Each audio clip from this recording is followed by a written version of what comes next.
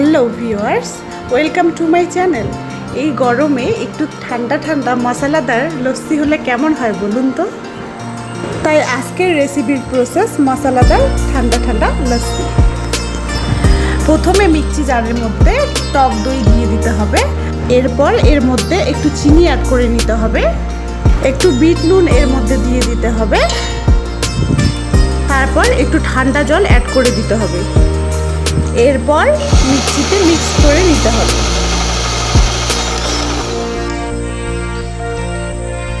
Mix করা হয়ে গেলে একটি গ্লাস বা যে কোনো পাত্রে ঢেলে নিতে হবে।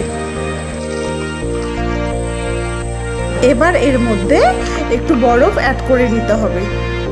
এরপর একে একে একটু ভাজা জিরের গুঁড়ো এবং জলজিরা দিয়ে একটু ডেকোরেট করার জন্য পুদিনা পাতা দিয়ে রেডি করে নিতে হবে।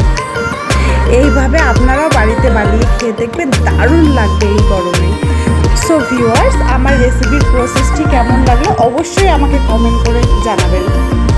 সঙ্গে চ্যানেলটিকে সাবস্ক্রাইব করতে ভুলবেন না। অ্যান্ড ভিউয়ার্স, লস্যিতে ব্যবহৃত টক দইটি আমার নিজেরই বানানো।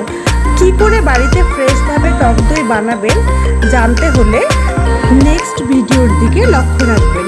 So thank you for watching.